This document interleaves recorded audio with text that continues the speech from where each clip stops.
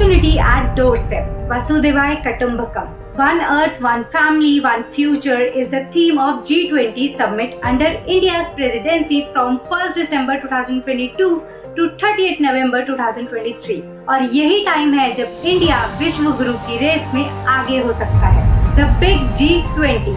G20 यानी group of 20 countries. ये establish किया गया था 1999, जिसकी फर्स्ट मीटिंग बर्लिन में हुई थी।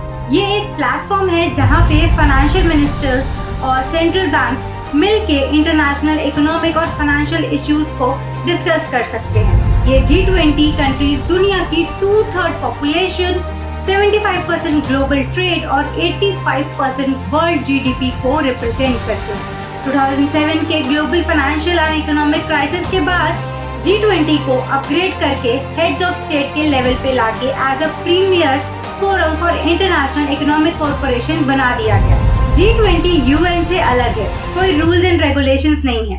ये नाटो से भी अलग है, कोई ट्रीटी ऑब्लिगेशन नहीं है। ऐसा होना G20 को काफी पॉसिबिलिटीज के लिए ओपन करता है और साथ ही म्यूचुअल डिसएग्रीमेंट्स जैसी कई प्रॉब्लम भी अराइज करता है। इस ग्रुप का कोई परमानेंट सेक्रेटरी नहीं है, इसलिए इसे प्रीवियस, करंट और फ्यूचर प्रेसिडेंसी होल्डर्स के साथ रन करते हैं और इन तीनों को ट्रॉइका कहा जाता है। G20 रोटेटिंग प्रेसिडेंसी के अंदर हर साल एनुअल समिट करता है, जिसमें पिछले साल की प्रेसिडेंसी इंडोनेशिया के पास थी और अब इस साल इंडिया के पास है और अगले साल ब्राजील के पास होगी। As a hosting country in 20 देशों के अलावा इंडिया ने 9 और देशों को इनवाइट किया है। So the total of 29 countries और बाकी वर्ल्ड ऑर्गेनाइजेशन जैसे यूएन और WHO भी इस साल के ग्रैंड समिट में पार्टिसिपेट कर रही है। Now coming to the purpose, G20 के 2 मेन एंगेजमेंट ट्रैक्स है, the finance track for finance minister and central bank और दूसरा शेरपा ट्रैक। G20 की प्रोसीडिंग्स शेरपास ही लीड करते हैं, जिन्हें रिस्पेक्टिव मेंबर नेशंस अपॉइंट करते हैं और ये शेरपास ही अलग अलग नेशंस के नेगोशिएशन के लिए रिस्पॉन्सिबल है। इंडिया ने IAS अमिताभ कांत को G20 2023 के लिए शेरपा अपॉइंट किया है, जो कि 6 साल तक नीति आयोग के CEO भी रह चुके हैं। अब फाइनेंस ट्रैक के अंदर frame working group, international financial architecture, financial sector issues जैसी 8 वर्किंग ग्रुप्स हैं जो इंटरनेशनल फाइनेंस एंड बैंक को मैनेज करने के लिए पॉलिसीज डिजाइन करते हैं। इसके बाद शेरपा ट्रैक के अंदर agriculture, anti corruption, digital economy, trade, tourism जैसी 13 वर्किंग ग्रुप्स है जो इंटरनेशनल लेवल पे फूड, हेल्थ, इकोनॉमी जैसे सेक्टर्स में जॉइंट पॉलिसी डिजाइन करते हैं। इसके अलावा business 20, labour 20, startup 20, women 20, U20 जैसे 11 एंगेजमेंट ग्रुप्स भी बनाए गए हैं, जिनमें non governmental participants from each G20 members अपना रिकमेंडेशन G20 लीडर्स को दे सकते हैं, जो फर्दर पॉलिसी मेकिंग में काम आए। इंडिया की G20 समिट की प्रायोरिटीज है green development, climate finance and life, accelerated inclusive and resilient growth, technological transformation and digital public infrastructure, multilateral institution for the 21st century. Last but not the least, women lead development. So far so good. जहाँ एक तरफ देश सीमा हैदर पे नजर गड़ाए हुए था, वहीं दूसरी ओर G20 45 से ज्यादा सिटीज में 125 से ज्यादा मीटिंग्स कंडक्ट कर चुका है और ये अब तक सारे 28 स्टेट्स और यूनियन टेरिटरीज को कवर कर चुकी है। मीटिंग्स में mainly western dominance, climate change, food security, global economy जैसी चीजों पे डिस्कशन हुआ है।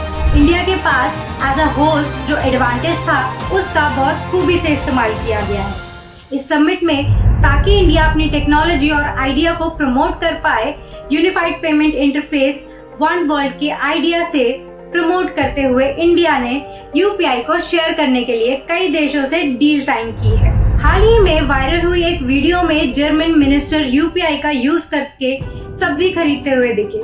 उनका एक्साइटमेंट ये बताता है कि इंडिया टेक्नोलॉजी में कितना एडवांस है, क्योंकि हम पेमेंट सेफ रखने के साथ साथ चांद पे भी जा सकते हैं। और इसके साथ ही अलग अलग सिटीज में होने वाली मीटिंग्स में अलग अलग कल्चर्स को प्रमोट करने के लिए अब तक 7000 से ज्यादा आर्टिस्ट और 150 से ज्यादा कल्चरल इवेंट्स कंडक्ट किए जा चुके हैं, जो कि इंडिया की कल्चरल हेरिटेज को बखूबी प्रमोट करती है। जिन भी सिटीज में ये इवेंट्स होते हैं, उनके इंफ्रास्ट्रक्चर को तेजी से डेवलप किया जा रहा है ताकि वो सारी मीटिंग्स अच्छे से होस्ट कर पाए। ये डेवलपमेंट के पॉइंट से भी एक पॉजिटिव चेंज है। Now the best is yet to come, the Bharat Mandapam, India's own international exhibition cum convention centre तैयार हो रहा है भारत के कल्चरल हेरिटेज को दुनिया के सामने गर्व से रखने में। 2700 करोड़ में बने इस सेंटर के आर्किटेक्चर को शंख से ड्राइव किया गया है।